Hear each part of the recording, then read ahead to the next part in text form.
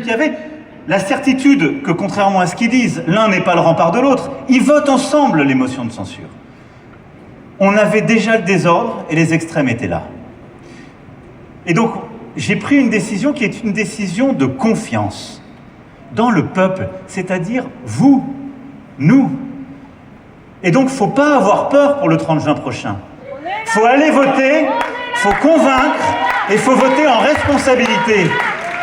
Parce que dans une démocratie, ce sont les citoyens qui choisissent.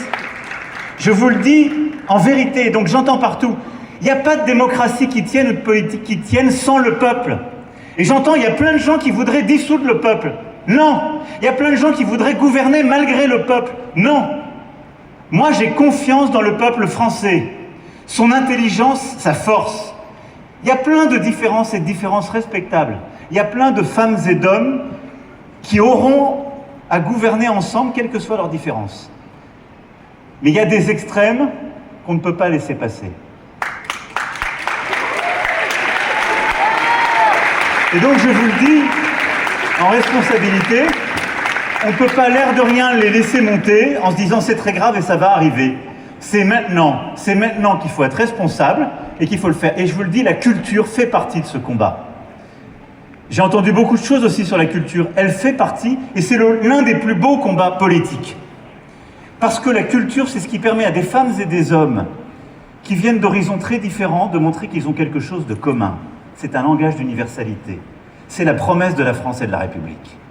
La culture, c'est ce qui permet, malgré tout ce qui peut faire qu'on se divise dans la société, qu'on ne peut pas être d'accord, de se retrouver dans un imaginaire commun.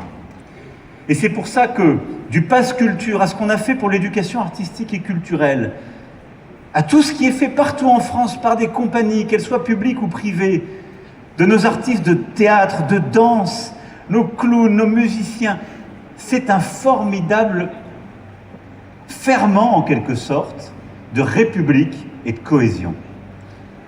Et donc, dans le monde où on vit, il n'y a pas à avoir peur, il n'y a aucune fatalité, il y a à convaincre. Parce que la culture, parce que l'intelligence, c'est contagieux. Si on a des gens qui savent entendre et d'autres qui veulent créer. Et il faut juste que les gens qui sont généreux, qui portent des valeurs universalistes, qui ont envie que le pays regarde son avenir, continuent d'avoir l'énergie de convaincre, chacun avec leurs convictions, et je la respecte. On peut penser sur des tas de choses pareilles ou pas pareilles. Et se disent juste, on ne veut pas d'un pays qui se fait dos à dos. On ne veut aucun communautarisme, aucun séparatisme, aucun discours de haine. Et il n'y a aucun racisme qui justifie l'antisémitisme, et il n'y a aucun antisémitisme qu'on peut justifier par quoi que ce soit. C'est l'universel républicain. Et ça, c'est le message que toutes les femmes et les hommes de culture, ceux qui aiment la culture, ont apporté. C'est le message séculaire de la France. C'est le message séculaire de la République. C'est le formidable combat qu'on a à livrer. Voilà, maintenant je voulais vous souhaiter une très bonne fête de la musique. Et vous allez entendre...